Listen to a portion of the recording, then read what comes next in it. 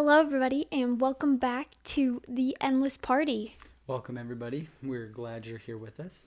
Yes, per the request of our listeners, we are going to do one of our interview podcasts where I'm going to take the time to ask Elijah a bunch of questions and he is going to answer them.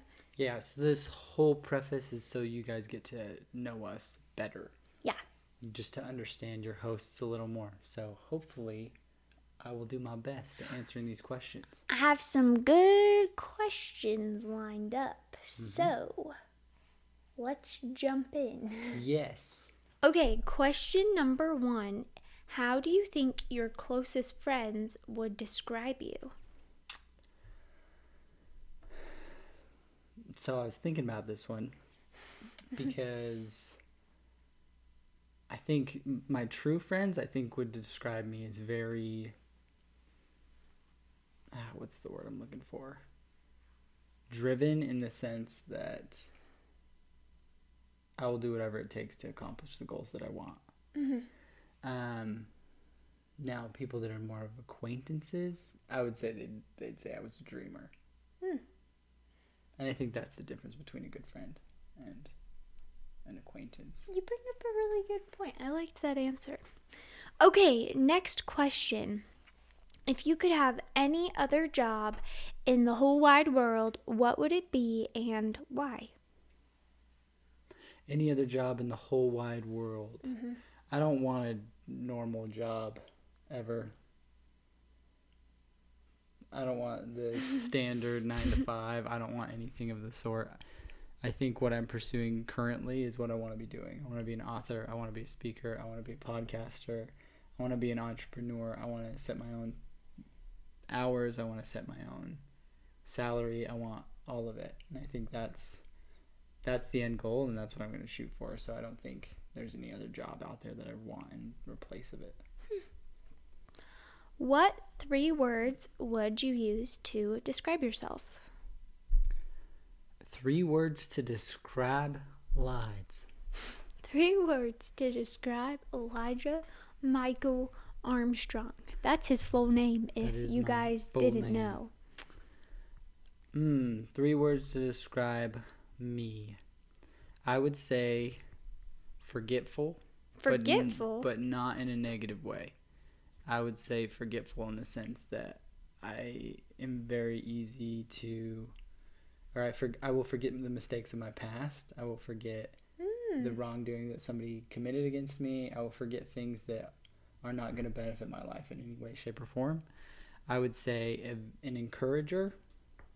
I would say that's one of my traits that I hope to have, is that I always build people up and help them believe in themselves and believe in their own God-given abilities. And then I would say the last one is one that is more of an eternal goal for me, and that's disciplined. Like, I always want to be incredibly disciplined at what I want in life and what I'm striving to accomplish. Like the process in getting what you want. Yeah. That's cool. If you could live anywhere, where would you live? I could live anywhere. So Meg doesn't like this vibe as much as I do, but I actually love like overcast gloom, like Washington, Seattle vibe a lot. Isn't it like the actually. Twilight vibe? Kind of.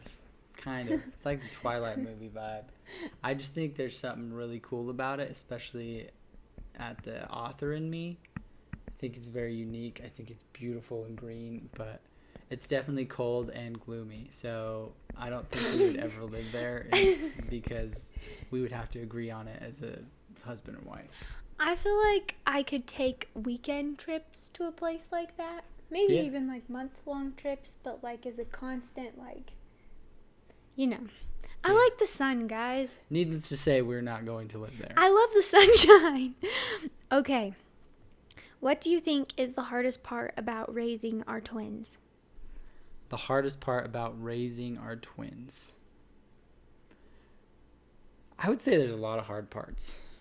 But that doesn't mean that they're not worth it or of not No, of no, no. value, right? I would say the hardest part for me is that you and I actually don't get to spend as much time together as we used to. And so now we have to try to figure out and navigate what that looks like and how that's going to be a lot different from when we were first married. I'd say that's probably the hardest part. So now, what is the most rewarding part of raising the twins? The most rewarding part, I think so much of it is so rewarding. I mean, when you see them and they roll over for the first time, or when they babble mama for the first time, or when they do anything that's remotely more human is really rewarding, because it's showing that like your efforts do pay off and that they are learning on a day-to-day basis and they are growing on a day-to-day basis. So I think the entire process is incredibly rewarding. I would also say that having twins has been the greatest blessing in my life, in the sense that what it has made me become and who it has made me become. And I think that's going to be an eternal process with them in our life. I think we were talking about this on a walk on Sunday, right? And I think we said the best thing we think that you can do to develop your character is to raise children. Yeah.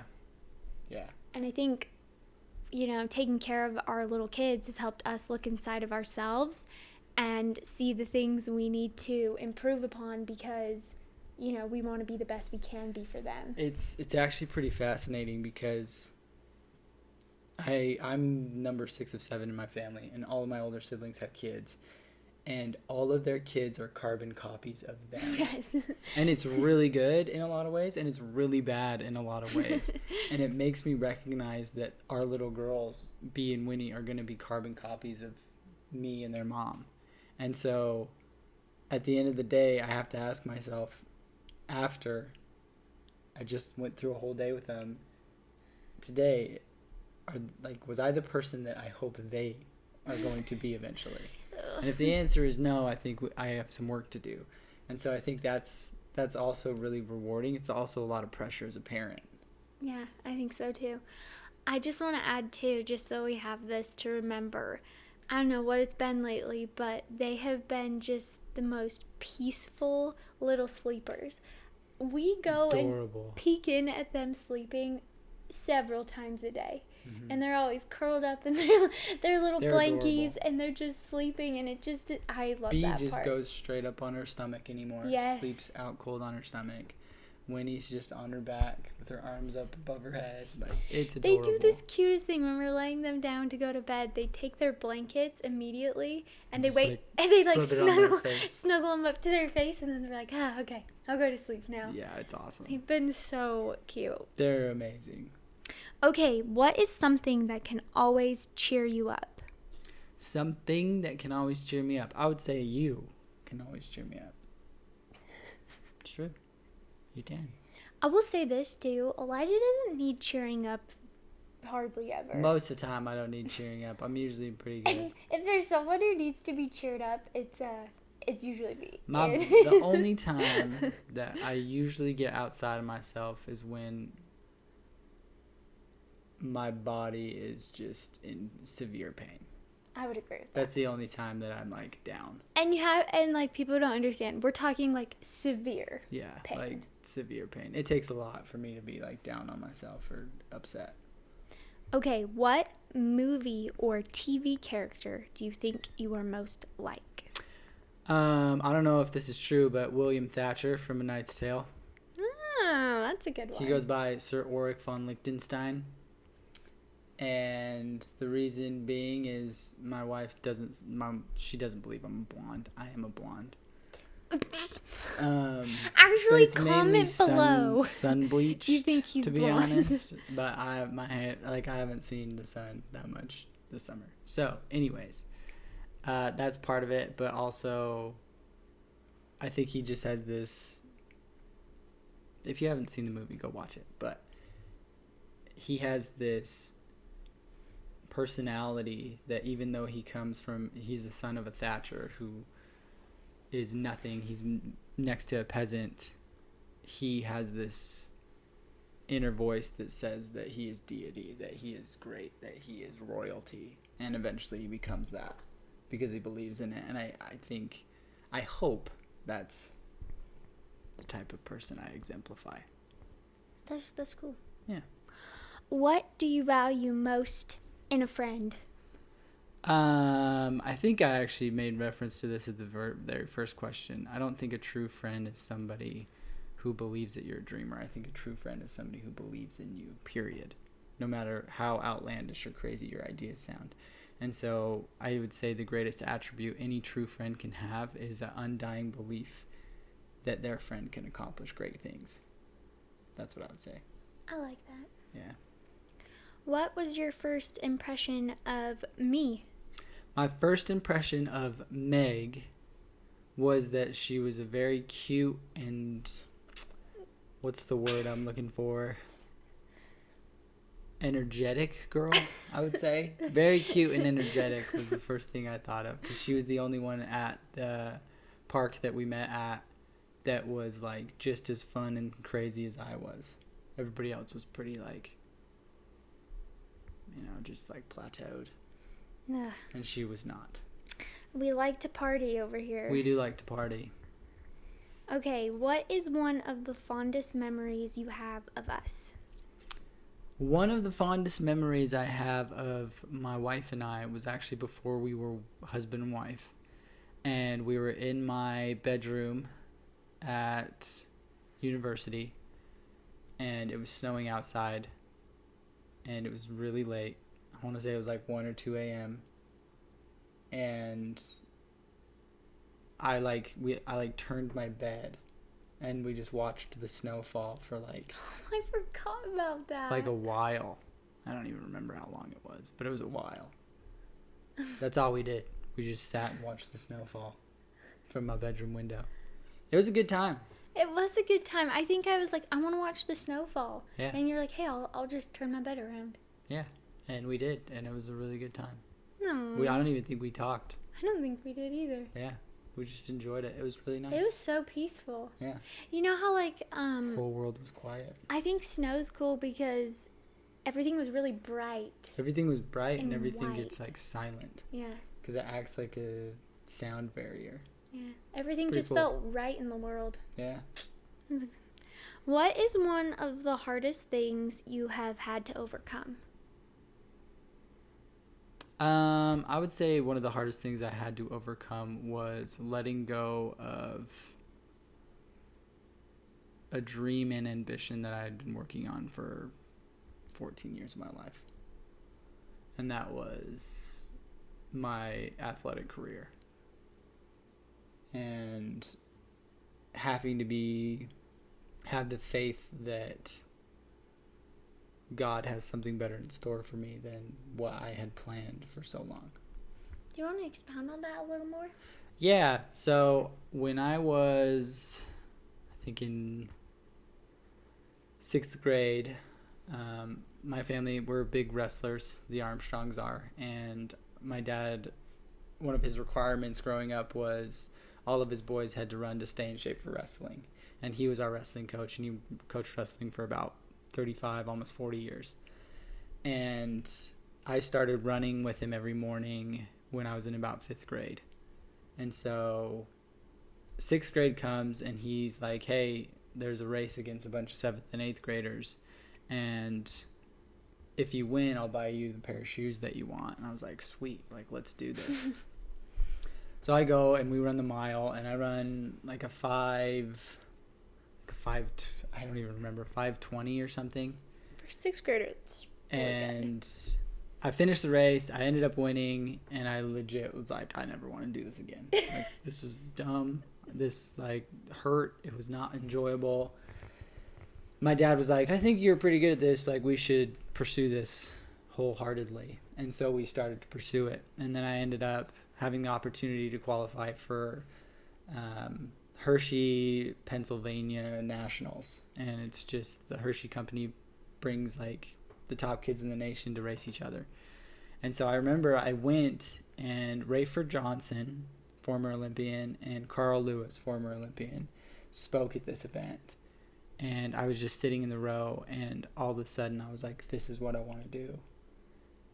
I want to be an Olympic champion. I want to be an Olympian. And so from then on, I started working every single day of my life for this goal, and I pursued it with everything that I ever had. Finally ended up getting a full scholarship, transferred universities. I went from Boise State to BYU, had really good success in high school. And then when I was at Boise State, I got diagnosed with ulcerative colitis. And then eventually it just got to the point where it was no longer manageable with medication. And so when I transferred to BYU, I had a really successful year, and then my health just took a turn for the worst. And it finally got to the point where I had to decide whether it was worth it for me to continue to just battle this out or really focus on my health and get better. And so it just ended up that wasn't in the cards anymore. And so that, I would say that was the hardest thing I had to overcome or deal with, is the fact that I had to put my own health before my dreams, if that makes sense. Yeah. I think that something that's been so amazing about this process is I remember when we were dating and when we were both running together at BYU, I remember seeing that passion in you, that you the passion for your running. But it's been amazing to watch how, you had to completely, shape your new identity. Not your identity, but completely reshape your purpose, your life's purpose, and find it. And then, but what's been amazing is to watch that passion. I've seen it come back to life in the new things we're pursuing. No, absolutely. And I think that's been beautiful. But I don't think people recognize how much soul searching it takes to reshape a purpose, especially when you've been working on something for 13 years like you were. Right. How do you just let go of something like that and think that something will ever take its place? So I really liked what you said at the beginning, where you really had to put your trust and faith in God and just believe so wholeheartedly that he had something better for you. Yeah. No, and I think that was definitely, it was the hardest thing, but it was also the most rewarding thing, because it just showed, you mentioned identity, and in a very real sense, that's who I was. I was a distance runner for 14 years of my life, and then you do have to reshape that, and it's pretty cool though, because then you find that you're more, there's more to you than a career, or there's more to you than just athletics. There's more to you than what you are pursuing. And I think that's what's so powerful about it, and something that I learned, is that we're all very unique and we're all very special individuals, and we have greatness within us, and it's not just in one aspect, it's in many different aspects. And if we take it to God, he will show that to us. That's so beautiful. So thank you. Would you rather be famous for your intelligence or your talents? I would say talents. I agree. I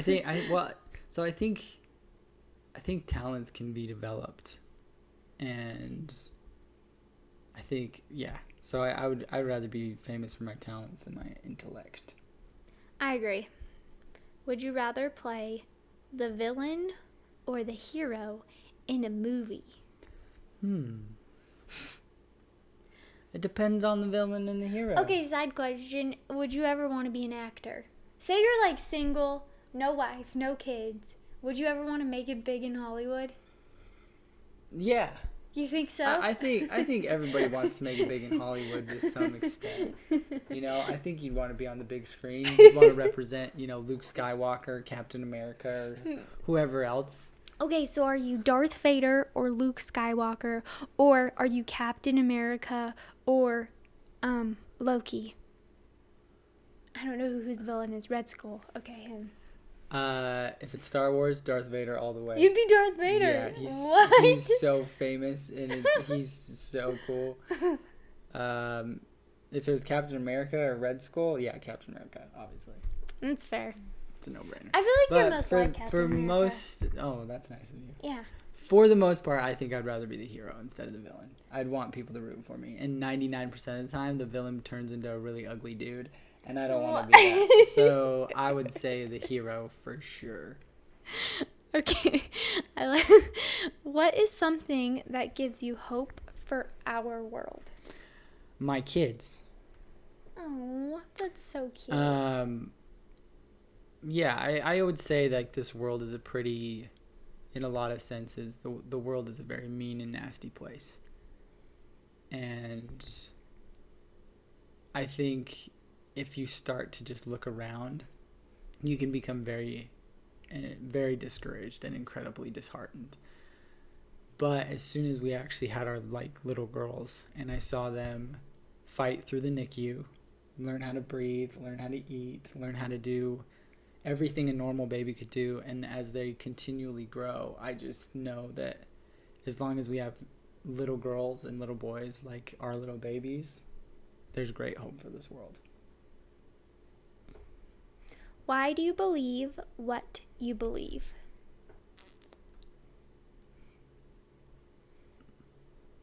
So I think there's a quote, and it reads something along the lines that men's greatest powers come from the things in which he cannot see. And let me expound on that.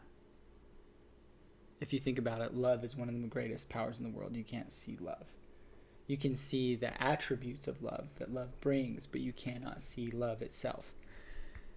And when it comes to my personal beliefs, there is nothing about my beliefs that I have been able to see.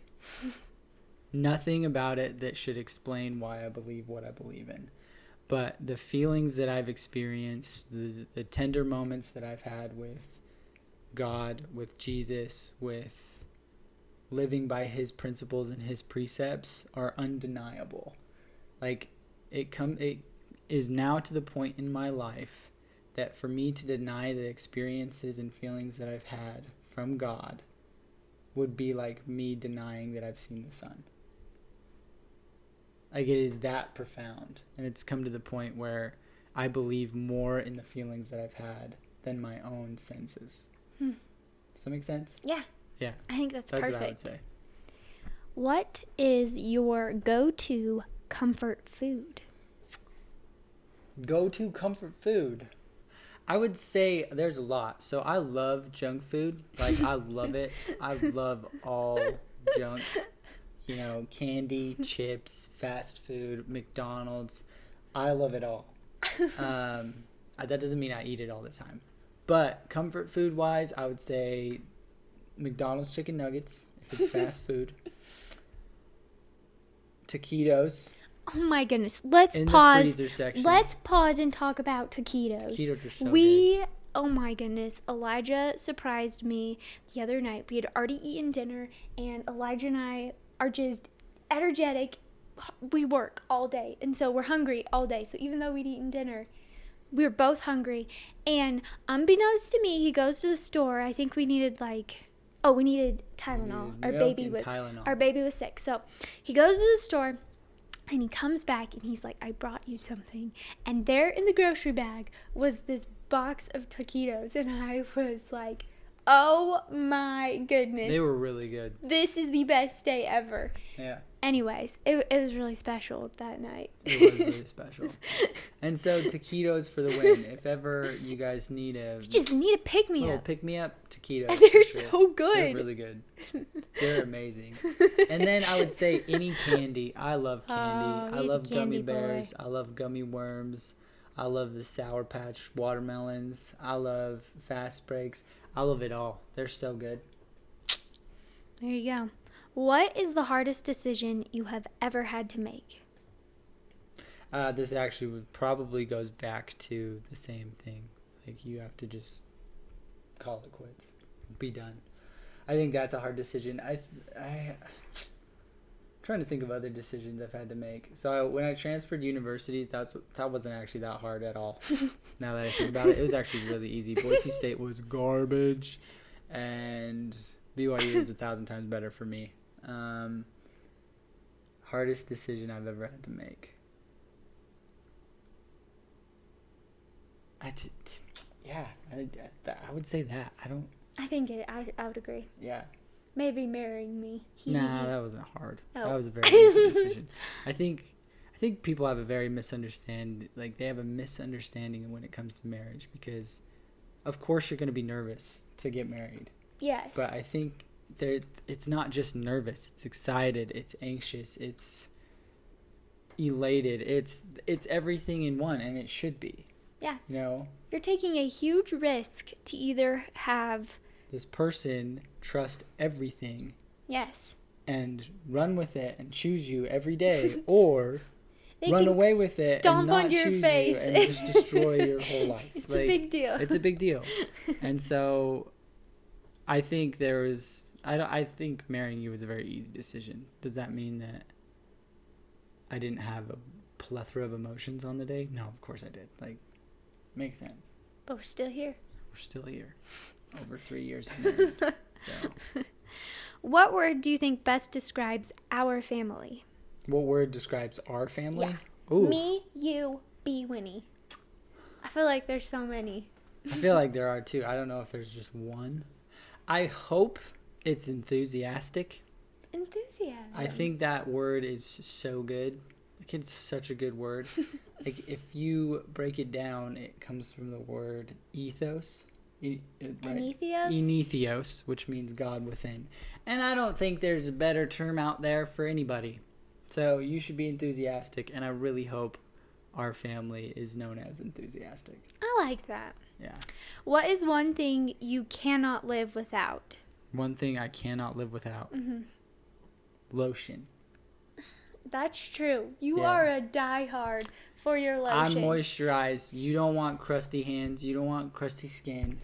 I have to have lotion after every single shower, or it is not. Give a shout out to your favorite brand. It's Suave. Maybe we'll get a. That's my favorite brand. Maybe I actually don't know how to say that brand. Is it Suave or Suave? I don't know. I say Suave. It's literally like the sounds Walmart really brand. Fancy. It sounds like Gucci of lotions. Suave. So I say Suave. It's not Suave. I know that's not how it's pronounced, but that's how I pronounce it. Is it just Suave? Probably. It's Suave. Suave. You should comment below if you actually know the name, but I say it's Suave. Suave. What are two things you think we have most in common? You and I? Mm-hmm.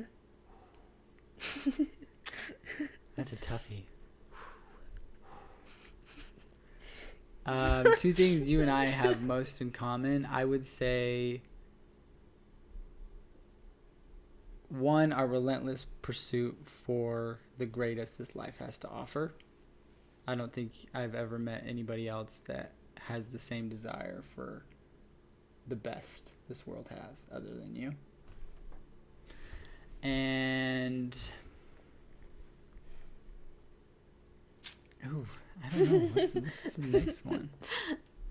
I would say there's a lot we have in common. I think the fact that this is actually a really good one. Meg and I have a God-given ability to just make old people laugh and love all the time. Seriously, I have this grandfather. He's 90 years old. He talks about how he wants to die every single day. He's grumpy. He is the epitome of old grump.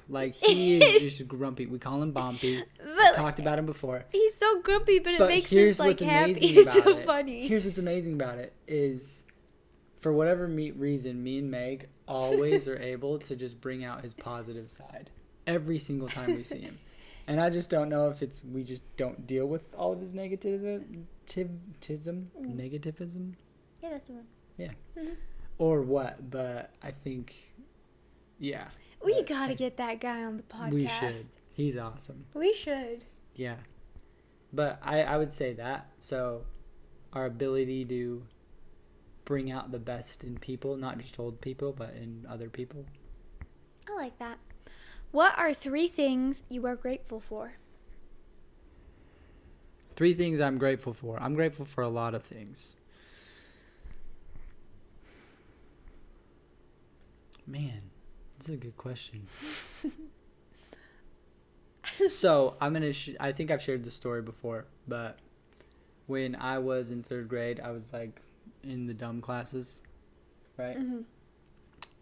I couldn't tell you the difference between where and were and all the things. My twos, there, and there.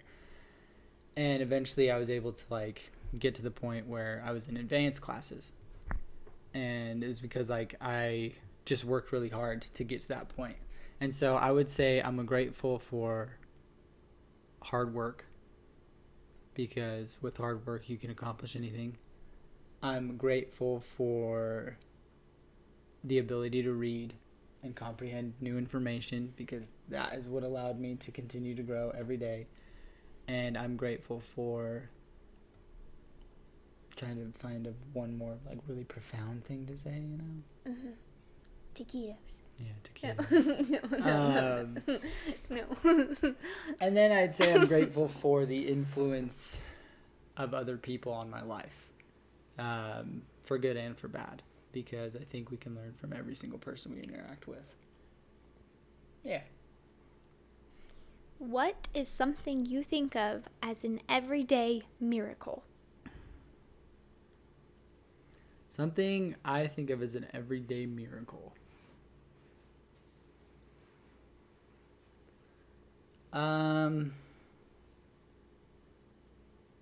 think an everyday miracle for me is the fact that for every single marriage out there, you actually have to choose each other every single day.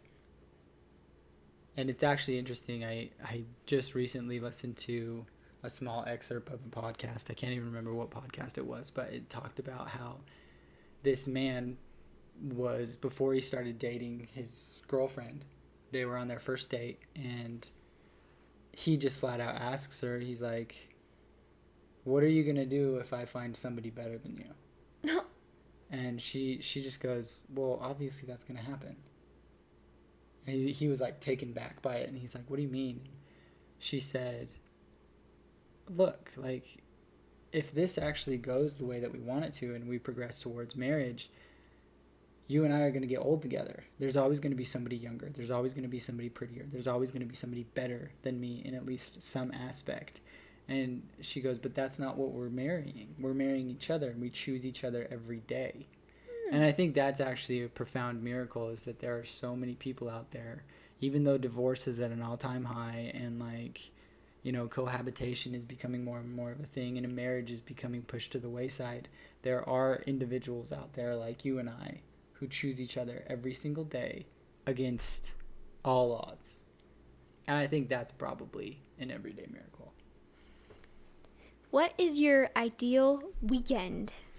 Oh, my ideal weekend, it would be an Airbnb. An Airbnb. In January or February. Mm-hmm. In Boise, Idaho, right at the base of Bogus Basin. We spend Friday, all day Friday, with each other and the babies, just having a great day, shopping, doing our thing. Big city for sure. Big city for sure. That place is delicious. Then we hire a babysitter from the hours of 8 p.m. Actually, it might even be later or earlier than that. But 8 p.m. to 11 p.m. And you and I just go ski the whole night. And then we do it again the next day. And then we go home on Sunday. That sounds like an ideal weekend. Yeah, that's an ideal weekend. In the summertime, it'd be like the exact same thing, only it would be like, you know, at the river or like... Really? Yeah, something fun outside. You have to be in water. It's freakishly hot lately. So I would say those. What do you want your legacy to be? My legacy, So if you're listening to this podcast still, you know that me and Meg have big ambitions and big goals and big dreams. But I think I want to leave a legacy of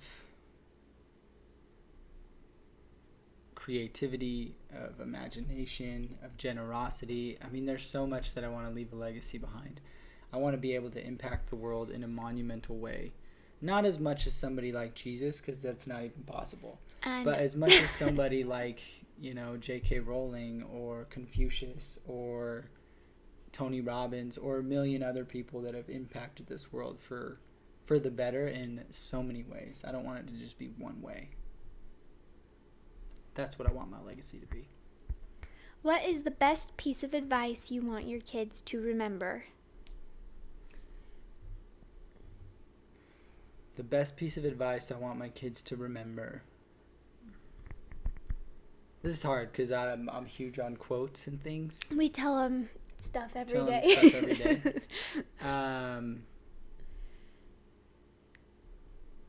This one was so I'll share two. One is you cannot fail if you do not quit. And I think that that's really resonated with me the past few days, few weeks even, is that the only way for you to fail is to give up on something. And I think that's so profound. Like, if you just stay the course with whatever it is that you are pursuing, you will succeed. Whether that's a marriage, whether that's a business, whether that's a book, whatever it is that you want to accomplish, you cannot fail if you don't give up. And so I would say never give up for sure. But then this one was pretty profound. Again, I was listening to an excerpt of a podcast, and it was actually from a preacher. And he said when he was probably about 13 years old, he was sitting listening to his preacher at the time. And his preacher said, the greatest piece of advice I can give you is to treat every single person you meet, friend, foe, stranger, or relative, as if they were the savior. And this little boy took it to heart, and so he went home and his mom was doing the dishes, and he immediately thought, oh, if that was the savior, I would go and help him. And so he immediately starts and helps his mom do the dishes. And then that evening they were having dessert, and there was one cookie left, and his little brother is looking at it, and he finally just goes, if it was the savior, I'd offer him that cookie. And so he goes, hey, why don't you have this? And he gives it to his little brother, and he's like, that one piece of advice that this man gave me, to treat every single person as if they were the savior, has resonated with me to this day. And I think that can go so far in this life, is if we treated them like the savior, or live the golden rule and treat him, the way that we want to be treated. Mm-hmm. And so I would say those two have just been really on my mind lately. Whether or not that's the best piece of advice, that's to be up for debate. But those are two as of late that I've really enjoyed. What are your 3 favorite topics to talk about? 3 favorite topics to talk about. I would say self-improvement, parenting, and relationships. I like those. Yeah, that's what I would say. I like talking about my marriage with my beautiful wife here, and how the things that we've seen successful moving forward, and how we can help other people to do the same. I love talking about our parenting because I think it helps us self-discover and solve problems that we may be struggling with, as well as hopefully help those out there that are parents themselves. And then obviously self-improvement, because every single person out there needs to improve themselves. Mm-hmm. So those are my top 3, I would say. You had like a number 4, fun 4 or something. Would it be like movies? Ooh. I mean, if it's not... It's like with Mal. Say it's like with your brother. If it's with my little brother, I would say... Movies, comedy, nonsense. Like, there's so many things. There's so, like... Yeah, I would say those. In 10 years, how would you like to describe your life? In 10 years, how would I like to describe my life? That's a really hard question. I'm not exactly sure. In 10 years, how would I like to describe my life? Well, I actually have a 10-year goal. I have many. And so I would just say having obtained my definition of success within those 10 years. And I think that can be the same for everybody, because everybody's definition of success is a little different. Mm-hmm. And so I would say that. Okay, last question. You're almost 28. You're getting old. I'm getting old. What would you want to share with your children when they are 28 years old? What would I want to share with my children when they're 28 years old? Mm-hmm. Well, hopefully, if they're my children, then they've already started. But if you haven't started pursuing what it is that is truly meaningful and you're truly passionate about, start today. There's no excuse not to. Like, just start with what you have, start with where you are with what you have. Begin today and endlessly pursue it until you accomplish the goals that you want. You know, I've said this before, but Jesus Christ didn't start until he was about 30 years old. And look what he was able to accomplish. And so if you haven't started, it's never too late. So just start today. What a perfect way to end this interview. Yeah. Elijah, thank you for being here today. Thank you for having me, Meg. I really appreciate it. It was a really good time, and we hope you guys enjoyed it too. If you did, please comment down below something. We'd love to hear from you. Yeah, we would. Even if it's taquito, like, honestly, whatever it is you want to say, share it with us. So, thank you for being here, and until next time, peace!